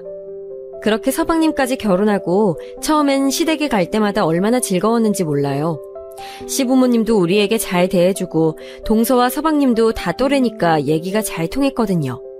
동서는 영어학원 선생님으로 일하고 있었는데 어렸을 때부터 영어를 잘하는 사람이 부러웠던 저는 동서에게 칭찬도 자주 했습니다. 그리고 얼마 지나지 않아 저는 첫째를 임신하게 되었는데 동서도 곧바로 임신해서 시댁에서는 겹경사라고 시어머니가 얼마나 좋아하셨는지 몰라요. 친정에서도 제 임신 소식을 듣고 엄마는 외할머니에게 우리 아이가 건강히 잘 태어날 것 같냐고 너무 많이 물어서 나중엔 외할머니가 그만 물어보라고 할 정도였습니다. 동서와 임신 기간이 겹쳐서 자연스럽게 둘이 얘기도 많이 하고 서로의 집도 놀러가면서 더욱 친해질 수 있었어요. 어차피 가족이니까 서로의 집에 가면 마음이 편했고 다 아는 사람이니 즐겁게 얘기할 수 있었습니다. 다만 동서는 입덧이 전혀 없었는데 제가 입덧이 너무 심해서 그게 고통이었어요. 심한 입덧 때문에 저는 버스를 탈 수도 없었고 업무를 하다가도 자주 화장실에 가서 그게 참 민망하더라고요. 제 몸 상태도 그렇지만 회사에 폐를 끼칠 순 없으니 그렇게 퇴사하게 됐습니다. 남편과 시부모님도 무조건 제 몸이 우선이라고 많은 배려를 해줬는데 특히 시어머니는 제가 갈비찜을 유난히 좋아하는 걸 알고 집에 갈비찜을 얼마나 많이 가져다 주셨는지 몰라요. 시아버지도 저에게 남편 몰래 쓰라고 용돈도 크게 주셔서 전 다른 거 몰라도 결혼만큼은 누구 하나 부럽지 않을 정도로 잘했다고 생각했습니다. 다행히 입덧은 요란했었지만 출산은 큰 무리 없이 순산할 수 있었어요. 의사의 반대에도 저는 자연분만을 고집해서 낳았는데 너무 다행히 저도 아이도 건강했습니다. 친정에 가서 산후조리를 하고 우리 집으로 왔는데 그때부터 특히 동서와 같이 공동육아를 하게 됐어요. 동서는 아들을 낳고 저는 딸을 낳았는데 개월수가 비슷해서 말이 잘 통했습니다. 그런데 아이들 나이가 100일이 지나가고 점점 커가면서 동서와의 만남이 그렇게 달갑지 않았어요. 일단 저와 아이를 키우는 양육 방식의 차이가 컸는데 우리 부부는 남편도 그렇고 저도 그렇고 아이들 발달에 크게 신경을 쓰는 편이 아니었습니다. 관심이 없는 것은 절대 아니고 만약 아이가 좀 늦게 걷거나 말이 늦어도 크게 스트레스 받지 말고 사랑을 많이 주며 키우자고, 무엇보다 인성이 제일 중요하다는 주의였죠. 그래서 저는 개월수에 맞는 발달 과정도 제대로 알지 못할 정도로 그냥 먹는 것에 신경 쓰고 또 보건소에 가서 맞아야 하는 필수 접종만 챙기기 바빴습니다. 다행히 우리 딸은 발달이 빠른 편이라 돌전에 걸었는데 동선의 아기는 돌 때도 걷지 못했어요. 저는 그냥 자연스러운 현상이니 너무 신경 쓰지 말고 언젠간 다 걸을 거니까 스트레스 받지 말라고 했는데 동선은 눈에 띄게 상심했죠. 너무 티가 나니까 시부모님도 앞에서 동선의 아기를 많이 칭찬하고 저도 아이가 뭐만 하면 똑똑하다, 영리하다 남발을 했어요. 하지만 우리 딸이 말도 더 빨리 했고 동선의 아기는 우리 딸의 개월수가 되었을 때 말을 하지 못했습니다. 동선은 그 이후로 더 아이 교육에 집착하기 시작했는데 특히 본인이 영어 강사니까 아직 한글도 떼지 못한 아이에게 영어를 주입하기 시작했어요. 다른 건 몰라도 영어만큼은 우리 아기에게 지기가 싫었는지 3살인 애한테 영어로 말 거는 걸 보고 저는 속으로 얼마나 놀랐는지 모릅니다. 그래도 그럴 수 있다고 생각했어요. 모든 엄마는 자기 아이가 천재인 줄 아는 게 당연한 거고 저도 우리 딸이 제 눈에는 천재고 박사였으니까요. 그래도 겉으론 티내지 않고 시댁 식구들도 나서서 서방님 아이를 치켜 세우니 동서 마음이 좀 풀렸던 것 같습니다. 그리고 전 둘째를 바로 가져서 2살 터울에 둘째 딸을 낳았고 동서도 둘째로 딸을 낳았는데 우리 둘째보다 1살 아래였어요. 첫째들은 그래도 나이가 똑같으니 비교가 이해됐지만 둘째는 터울이 14개월이 나는데도 동서는 아이 발달에 대해 비교하기 시작했습니다. 어머, 형님, 서윤이도 지윤이처럼 빨리 걷네요? 무슨 방법이라도 있으세요? 딱히 다른 방법은 없고 그냥 키우지 뭐. 동선의 둘째도 빨리 걸을 거야. 원래 여자애들이 남자애들보다 어릴 때 발육이 빠르잖아. 너무 걱정하지 마. 만날 때마다 제가 따로 어떤 좋은 방법을 알고 있는 건지 묻는 동서가 저는 점점 불편해졌어요. 그래도 가족이니까 최대한 겉으로 티를 내진 않았죠. 시부모님도 눈치채시고 일부러라도 동서가 있을 땐 우리 아이들의 발육 상태에 대해 칭찬하지 않으셨습니다. 그러다 사건이 하나 터지게 됐는데 바로 우리 부부와 서방님 부부의 첫째 자식들의 초등학생 때였어요. 그렇게 사교육에 관심이 많지 않았던 저와 남편은 아이가 친구들과 비교했을 때 말이 빠르고 잘한다는 것은 알았어도 영재라고 생각하진 않았습니다. 그런데 7살 초반에 유치원 선생님에게 진지하게 연락이 왔었어요. 어머님, 지윤이 영재학교에 보내도 되실 것 같아요. 한번 학원이라도 알아보세요. 사실 저는 저 전화를 받고도 진지하게 생각하지 않고 그냥 선생님이 우리 딸을 참 좋게 봐준다고만 생각했습니다. 그런데도 제가 그냥 별다른 행동을 취하지 않자 이번엔 원장님이 남편에게 연락해서 원으로 오라고 했어요. 이렇게까지 싶었는데 유치원 선생님들은 우리 첫째가 공부에 재능이 있는 게 확실하다고 무조건 검사라도 받아보라고 하셨습니다. 이때 남편과 저는 고민에 빠지게 됐는데 검사를 받았는데 만약 영재가 아니라면 그땐 상관없지만 영재라면 그땐 어떡하지 생각이 들었어요. 물론 아이가 똑똑하다니까 엄마로선 좋았는데 그거와 달리 저와 남편은 그냥 일반 학교로 진학하게 하고 싶었거든요. 여러분들은 어떻게 생각하세요? 우리 부부는 다행히 이런 부분에서 같은 마음이었는데 만약 영재여도 대한민국에 얼마나 많은 영재가 있는데 거기 갔다가 괜히 상처를 받을 수도 있고 어릴 때만 영재일 수도 있잖아요. 그래서 아이의 나중을 위해서라도 보내지 않는 것이 나을 수도 있다고 생각했습니다. 원장님은 그 얘기를 듣더니 충분히 이해한다고 그래도 학습 발달 검사는 받아보자고 하셔서 결국 받게 됐는데 이걸 다행이라고 불러야 할까요? 우리 첫째 아이는 전국에서 내로라 하는 영재는 아니었어요. 물론 또래보다 영리한 것은 맞았지만요. 그래서 남편과 저는 그냥 아이를 일반 학교에 보내게 됐습니다. 서방님 부부와 우리 부부는 꽤 가까운 거리에 살았는데 그래서 첫째들은 같은 초등학교로 가게 되었죠. 유치원은 동서가 영어 유치원에 보내서 달랐는데 같은 초등학교를 보내다니 저는 최대한 동서와 잘 지내고 싶었습니다. 그래서 먼저 연락해서 아는 정보도 공유하고 학원도 어디 다닐지 동서에게 많이 물어봤어요. 제가 동서에게 그렇게 문의하니까 동서도 저와 얘기가 통한다고 생각했는지 서로 연락을 많이 하게 됐습니다. 그러다 아이들 학교에서 영어 말하기 대회가 있었는데 우리 첫째가 거길 나가고 싶다는 거예요. 아이가 하고 싶다니까 저와 남편은 최대한 지원을 많이 해줬고 동서 말을 들어보니 동서 아들도 같은 대회에 나간다는 말을 들었습니다. 그리고 당일이 됐는데 저와 동서는 같이 아이들을 응원하러 갔어요. 남편들은 바쁘니 엄마들이 갔는데 거기서 사건이 일어나게 됐어요. 눈치채신 분들도 있으실 텐데 그 말하기 대회에서 우리 딸이 대상을 탔습니다. 동서 아들도 상을 탔는데 그냥 본상이라고 참가상 비슷한 것을 받았어요. 그때 저는 우리 딸이 대상을 탈 거란 생각은 하지도 못해서 당황한 마음도 있었고 당연히 기쁜 마음과 옆에서 표정을 굳히고 대놓고 기분이 좋지 않은 동서의 눈치를 보느라 얼마나 힘들었는지 모릅니다. 최대한 분위기를 풀어보려고 혼자 말을 하며 아이들 챙기랴 동서에게 말 거느라 고생했어요. 우리 애들 진짜 고생 많았다. 그동안 열심히 준비했잖아. 준혁이도 고생했어. 축하해. 동서도 수고했어. 집에 가서 맛있는 거 먹어. 동서는 제 말이 끝나자마자 바로 아이를 데리고 집으로 갔는데 저는 그제서야 우리 첫째 아이를 온전히 축하할 수 있었어요. 아이가 좋아하는 초코 케이크도 사고 평소에 그렇게 먹고 싶어 하던 젤리도 한 상자를 사서 집으로 갔습니다. 진짜 전혀 기대하지 않았는데 받은 상이었고 또 여러분 중 부모이신 분들은 제 마음을 이해하실 텐데 제가 탄 상보다 우리 아이들이 탄 상이 더 값지거든요. 남편에게 연락해서 이 소식을 알렸고 빨리 집으로 오라고 하고 집에 가서 남편과 둘째와 같이 축하 파티를 가족끼리 하고 있었는데 갑자기 남편이 전화를 받으러 베란다로 나갔습니다. 10분이 지나도 들어오지 않아서 제가 아이들 보고 아이스크림 먹고 있으라고 하고 베란다로 갔더니 상당히 곤란한 표정으로 전화를 받다가 끊더라고요. 여보, 왜?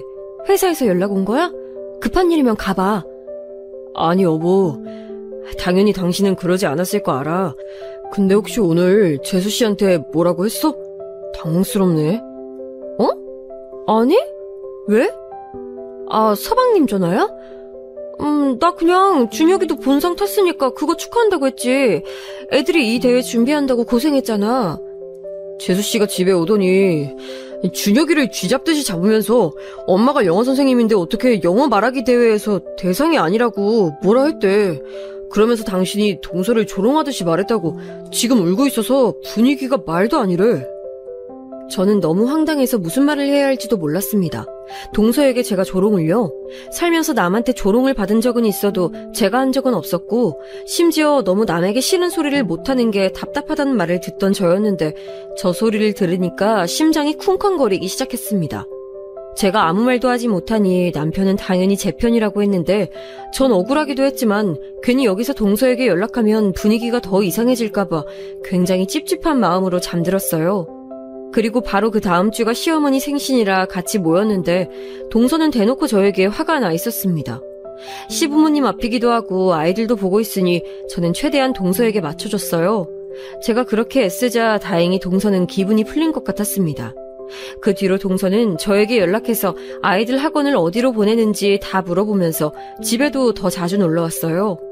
아이들이 공부하는 책은 뭔지 궁금해하고 심지어 본인이 애들 책의 진도까지 들춰보며 확인했습니다. 남편과 저도 당연히 아이들이 공부를 어느 정도 잘하니까 좋긴 했는데 그렇다고 학원을 빈틈없이 보내거나 그러진 않았거든요. 그런 우리에게 아이들 학원 다른 곳도 다니는 거 아니냐며 확인하고 동서는 매우 관심이 많았어요.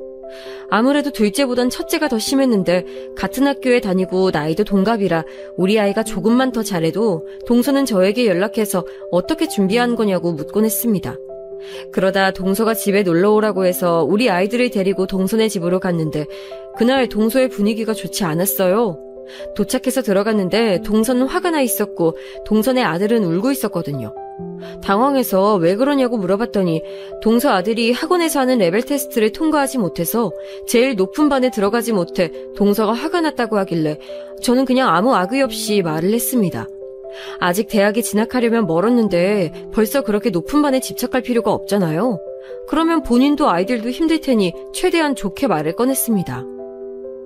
에이, 동서, 너무 그렇게 화내지 마. 애들도 다 자기 때가 있는 거야. 억지로 시키면 더 못하잖아. 그리고 충분히 똑똑하니까 기다리다 보면 동서 기대에 맞게 부응할 거야. 형님 애들이 공부를 잘하니까 그런 말을 할 수 있는 거죠. 저도 형님처럼 애들이 아무 노력 없이 잘 됐으면 좋겠네요. 뭐? 동서, 그래도 왜 그렇게 말을 해? 그리고 동서는 애들도 똑똑하잖아. 내 말은 그냥 지켜보자는 거야. 아직 애들 너무 어려. 언제까지 지켜봐요? 계속 동갑 사촌한테 밀리는 걸 지켜봐요? 이것도 한두 번이지. 저는 너무나도 악의적인 동서의 말에 당황했습니다. 그래도 아이들 얘기라 평소 제 성격이라면 절대 못한 말을 내뱉을 수 있었죠. 동서의 얼굴을 보며 같은 가족끼리 왜 그런 말을 하냐고 저는 절대 경쟁 상대로 보지 않는다고 말하고 바로 아이들을 데리고 집에 왔어요. 집에 오면서도 화가 나서 얼굴이 빨개진 채로 있으니까 아이들이 오히려 저에게 걱정할 정도였습니다. 살면서 아무리 당황해도 이렇게 화가 났던 적이 없는데 동서를 만나고 제 감정이 이렇게 다양한지 알게 됐죠. 시부모님은 복은 많아서 시집살이로 힘들었던 적은 전혀 없는데 이렇게 손 아래 동서복이 없을 줄 누가 알았겠어요. 그리고 남편이 퇴근했길래 낮에 있던 일을 얘기했더니 남편은 화가 나서 서방님께 전화하려고 하더라고요. 웬만하면 화를 내지 않는 남편인데 겨우 그런 남편을 말리고 나서 제 생각을 그대로 남편에게 말했습니다. 물론 우리 딸이 계속 그 집 아들보다 공부를 잘하니까 화가 났겠지. 그래도 나는 가족이니까 아이가 다니는 학원, 공부하는 책 모든 걸 공유했고 나 앞으로도 그럴 거야. 난 서방님 부부랑 경쟁자 되는 거 싫어. 마침 이때도 곧 명절이라 시댁에서 같이 모이게 됐는데 동서도 저도 좋은 감정이 있지 않으니까 그게 겉으로 티가 났어요. 오죽하면 시어머니가 나서서 저와 동서를 따로 불러서 무슨 일이 있냐고 물었습니다. 그 자리에서 저는 더 감정이 상하기 싫어서 미안하다고 했고 동서도 사과하고 마무리했어요. 이 일을 겪으며 시부모님 뵙는 것도 민망하고 가족끼리 의가 상하면 참 힘들다는 걸 알게 됐죠. 그래도 평생 안 볼 사람도 아니고 제가 나이도 더 많으니까 먼저 또 다가가서 분위기를 풀었습니다. 서방님은 우리 딸들이 공부를 잘해도 그냥 대단하다고 하고 저렇게 질투를 심하게 하지 않았는데 오로지 동서만 우리 딸들이 두각을 나타내면 안 입고 했어요. 저는 그럴 때마다 동서의 아이들을 축하하며 최대한 분위기가 이상해지지 않게 노력했습니다. 그러다 어느 날 사건이 제대로 터지게 됐어요. 아직도 그날의 공기가 기억날 정도인데 그날은 시아버지 생신이었습니다. 동서는 이전과 노선을 바꿨는지 이제 대놓고 질투가 아니라 일부러 제 앞에서 자기 아이들이 멍청하다고 한탄을 하기 시작했었죠. 우리 애들 저러다 대학도 못 가는 거 아니겠죠? 진짜 답답해서 학원만 5개씩 보내는데 성적이 왜 저럴까요? 에이, 아니야. 지금도 충분히 동서는 애들 잘하고 있잖아. 그리고 대학 못 가면 어때? 어머, 형님? 무슨 소리 하시는 거예요? 대학을 못 가다니요. 그런 끔찍한 소리 하지 마세요. 저는 그거 상상도 하기 싫어요. 끔찍하다니. 아니야, 동서. 나도 대학 못 갔는데 지금 이렇게 잘 살고 있잖아. 대학이 다가 아니야. 각자 잘하는 게 있는 거지. 요즘은 특히 더 그렇잖아. 형님, 대학 안 나오셨어요? 몰랐어? 집안 형편이 그때 안 좋아서 대학을 나올 수가 없었어. 물론 나도 생각도 없었고. 동서는 제가 그렇게 말하자 전혀 몰랐던 사실이라고 표정이 장난 아니었어요. 대학 못 나온 게 그렇게 놀랄 일인가 싶어서 저는 민망하게 웃었습니다. 그런데 동서는 마치 못 들을 말을 들은 것처럼 표정이 굳어졌어요. 저도 사람이니까 그 모습을 보고 당황했지만 그래도 제가 대학을 나오지 못했던 것에 대해 자격지심이 있거나 그러진 않았으니 당당했어요. 그런데 동서는 이 대화를 계기로 완전히 사람이 바뀌었습니다. 아마 우리 애들이 더 공부를 잘하는데 제가 대학을 나오지 않았다는 게 엄청난 충격이었나 봐요. 그런데 제가 황당했던 이유는 동서는 예전처럼 서방님에게 울면서 말하거나 시부모님이 눈치챌 정도로 기분 나쁜 티를 대놓고 내지 않았습니다. 오히려 다 같이 있을 때는 민망할 정도로 갑자기 우리 애들을 칭찬하고 저를 축혀 세웠어요. 그런데 저와 단둘이 남겨지면 그때마다 저를 무시하기 시작했습니다. 처음엔 뭐지 싶을 정도로 약하고 빠르게 지나가서 저도 눈치채지 못했는데 점점 날이 지날수록 수위가 심해졌어요. 아, 근데 형님은 대학을 못 나왔으니까 모르시겠네요. 형님, 애들도 형님이 고졸인 거 알아요? 처음에 결혼할 때 시부모님한테 고졸인 거 말했어요? 이렇게 질문으로 시작돼서 얼떨결에 대답을 하기도 했고 기분이 나빠도 저렇게 딱 치고 빠지니까 진지하게 화내기가 민망했습니다. 동서가 예전에는 집안 사람들에게 광고라도 하는 듯 티를 냈다면 이제는 완전히 바뀌어서 오죽하면 우리 신랑이 저에게 뭐라고 했는지 아세요? 재수씨가 드디어 정신 차렸나 봐. 이제 당신한테 그렇게 적대적이지 않네? 예전엔 대놓고 당신이 불편한 티를 냈잖아. 나이가 들어서 그런 건가? 제 편인 남편까지 저렇게 말하니까 저는 기분이 나빠도 꾹 참을 수밖에 없었죠. 제가 앞서 말했듯 우리 시부모님은 완벽하신 분들이셨고 저만 참으면 아무 일도 일어나지 않았으니까요. 그런데 제가 아무리 무던한 성격이고 화를 잘 내지 않아도 화가 나는 일이 있는데 그건 바로 우리 아이들과 친정에 관한 얘기입니다. 이전에 동서와 싸웠던 일도 우리 아이들을 건든 게 아니라면 전 절대 그렇게 화내지 않았을 거예요. 동서는 저를 아무리 찔러도 반응이 없자 친정과 아이들에 대해 얘기하기 시작했습니다. 참고로 우리 아이들은 제가 대학을 졸업하지 않은 건 이미 알고 있어요. 시부모님 또한 당연히 알고 계시고 애초에 저는 한 번도 고졸인 게 부끄럽지 않았습니다. 그래서 별 반응이 없었던 건데 그러다 일이 터지게 됐어요. 그날은 정확히 설날 전날이었고 저와 동서만 둘이 시댁집에 남겨지게 됐습니다. 시부모님은 친척 집에 방문하고 오겠다고 저희에게 쉬고 있으라고 하셨죠.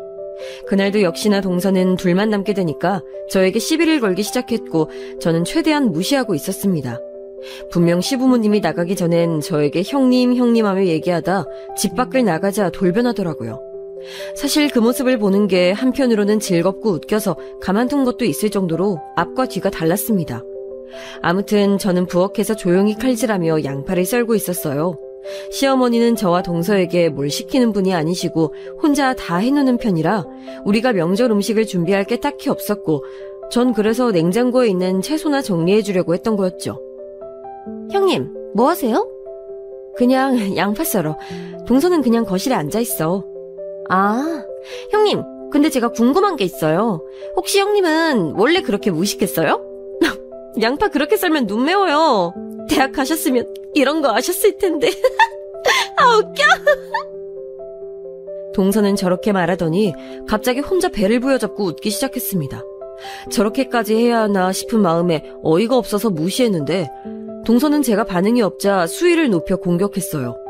무시가 답이라고 생각했는데 동서는 제 반응을 어떻게든 끌어내고 싶었나 봅니다. 그런데 혹시 형님 애들 대학 못 가면 그거 형님 때문이죠? 형님 중학교 때까지는 공부 잘하다가 고등학교 올라가고 성적 확 떨어지는 애들 많대요. 형님 딸들도 그러면 어떡해요? 근데 아주버님은 어디서 만나셨어요? 처음부터 대학 못 나온 거 말했어요?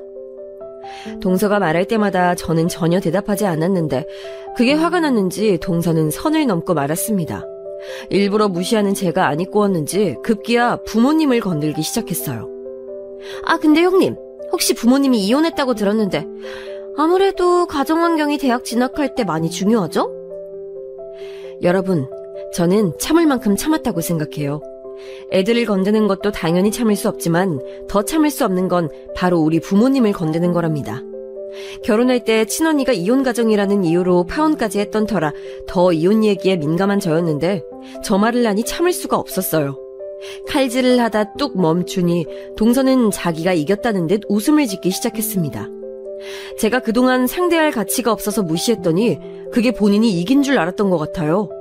제가 부처도 아니고 더 참을 순 없어서 전 동서에게 이리 오라고 손짓을 하고 귓가에 조용히 속삭였더니 동서가 얼굴이 하얗게 질렸습니다. 동서, 우리 부모님이 이혼한 이유가 뭔지 알아? 우리 엄마가 앞으로 일어날 안 좋은 일을 누구보다 잘 보는 무당이거든. 외할머니도 무당이고 우리 집이 대대로 신기가 있어서 그걸 알고 친가에서 무섭다고 난리쳐서 이혼했어. 근데 동서네 엄마 이번 주에 몸 조심하라고 전해드려. 큰일 날 것 같네. 사실 마지막에 한 말은 그냥 지어낸 거였어요.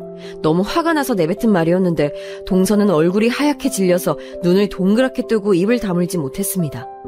전 멍하게 서 있는 동서를 두고 썬 양파를 용기에 담아 냉장고에 넣고 여유롭게 텔레비전을 보기 시작했어요. 그날은 덕분에 더 막말을 듣지 않았는데 집으로 와서 이렇게 쉽게 물리칠 거였으면 그냥 미리 시도할 걸 후회까지 할 정도였습니다. 그리고 전 사실 제가 저렇게 말했던 것도 잊고 있었어요. 근데 우연히 겹친 건지 동서 친정엄마가 실제로 교통사고가 나게 됐습니다. 물론 제가 말한 것처럼 심하게 다친 건 절대 아니었고 운전하다 보면 흔히 당하는 접촉사고였어요. 저도 경험해본 그런 가벼운 사고였는데 동서는 그 일이 일어나자 제 발이 저린 건지 저에게 연락해서 화내기 시작했습니다. 형님, 지금 저주하신 거죠? 어떻게 그럴 수 있어요? 아니, 저주라니. 동서 말을 무슨 그렇게 해? 동서 막내딸이나 걱정해. 동서 뒤로 병원 보인다. 물론 이번에도 그냥 던진 말입니다. 저는 동서가 아무리 우리 아이들을 건드려도 절대 그쪽 집 아이들을 욕하거나 뭐라 한 적은 없는데 저도 당하고 있을 수만은 없잖아요. 그래서 그냥 던진 말인데 이번에도 공교롭게 동서네 딸이 심한 감기에 걸려서 입원까지 했더라고요. 사실 아이들은 면역력이 약해서 감기에 자주 걸리는데 그냥 제가 봤을 땐 우연히 겹친 건데 동서는 제가 저주를 내렸다고 화를 내다 급기야 딸까지 아프니까 저에게 전화해서 울기 시작했습니다. 이중인격도 아니고 어떻게 저렇게 인간이 바뀔 수 있는지 궁금할 정도였죠. 형님, 용서해주세요. 제가 잘못했어요. 우리 가족 그만 괴롭혀요. 마치 제가 가해자로 착각이 드는 말로 용서해달라고 하니 당연히 저는 화가 났습니다. 본인 가족은 소중하고 우리 가족을 건드는 건 아무렇지 않았나 봐요. 괘씸해서 아무 말도 하지 않고 끊었고 그 뒤로 연락을 받지 않았습니다. 그런데 하늘도 그런 동서를 용서하고 싶지 않았던 건지 급기야 동서 친정언니가 길 가다 크게 넘어져서 입원했다는 소식을 들었어요. 사실 동서네 집에 일어난 일들은 충분히 일어날 수 있는 일들인데 동서는 제가 저주를 내려 그렇다고 생각했는지 급기야 서방님에게 이혼하자고 했다고 하더라고요. 자기는 저와 같이 가족을 할 수 없다고 서방님에게 이혼을 요구했다는 소리를 남편에게 전해 들었는데 저는 그 소리를 듣고 시부모님을 찾아가 그동안 있었던 일을 다 말하기 시작했습니다. 제가 얘기를 끝내자 시부모님은 당연히 당황하셨고 남편은 왜 이제 얘기하냐고 분노하기 시작했죠. 서방님에게 남편이 화가 나서 전화했더니 서방님도 당황하더라고요. 그리고 나중에 결국 진짜로 이혼하게 됐는데 이유는 바로 동서의 잘못이었습니다. 저도 전에 듣고 깜짝 놀랐는데 동서는 그동안 아이들에게 공부에 대한 압박을 많이 줬더라고요. 매일 공부하라고 하고 원하는 성적이 나오지 않으면 아이들에게 밥도 주지 않았고 그것 때문에 서방님과 다툼이 잦았다고 합니다. 그런데 동서는 급기야 본인 친정에 계속 다치는 사람이 늘어나니까 그걸 제 탓이라고 말하며 서방님에게 시부모님 욕을 했대요. 제가 무당 집안인 것을 알면서도 결혼시켰냐고 보는 눈이 없다고 욕해서 안 그래도 서방님은 이런 여자와 평생을 살아야 하나 생각했다고 합니다. 그렇게 서방님 부부는 이혼했고 아이들은 서방님이 키우기로 했다고 해요. 저에게 수고 많았다며 시부모님과 남편은 오히려 위로해줬고 지금은 너무나도 잘 지내고 있습니다. 제가 이 얘기를 했더니 엄마는 깔깔 웃으며 잘 됐다고 했어요. 동서와 신경전을 더 벌이지 않아도 된다니 저는 그것만이라도 얼마나 다행인지 모릅니다. 이혼하며 재산 분할 과정에서 법정 싸움까지 갔다고 들었는데 결과적으로 서방님은 손해 없이 마무리했다고 전해줬어요. 서방님은 그래도 그동안 봤던 정이 있으니 변호사를 써서 끝이 더럽게 끝내고 싶지 않았는데 동서가 끝까지 손해는 하나도 보지 않으려고 해서 결국 동서는 아이도 못 데려가고 재산도 받지 못했습니다. 이혼하면서 동서 친정에 주고 있던 용돈도 없어지니까 동서네 친정 부모님이 서방님에게 전화해서 종일 일도 못하게 괴롭히고 했나 봐요. 나중엔 서방님이 질려서 아예 다 차단까지 할 정도였죠. 그래서 오히려 서방님은 저에게 이런 여자와 평생을 살 뻔했다고 고맙다고 했습니다. 무당 집안이라는 게 때론 우리를 힘들게 할 때도 있었지만 이렇게 좋은 일도 가져다 주는 것을 보고 무슨 일이든 생각하기 나름이라고 생각하게 됐습니다. 제 사연은 여기까지입니다. 남편과 이 얘기가 나오면 웃겨서 웃음을 참을 수가 없는데 여러분은 어떻게 들으셨는지 모르겠어요. 남편은 저에게 외할머니가 저 몰래 부적이라도 쓰신 거 아니냐고 하던데 여러분은 어떻게 생각하세요? 아니면 혹시 자식이라면 끔찍하게 생각하는 우리 엄마의 도움일까요? 뭐가 됐든 사연을 들으시며 한 번이라도 웃으셨으면 그걸로 됐습니다. 우리 가족은 다행히 아무 탈 없이 지내고 있고요.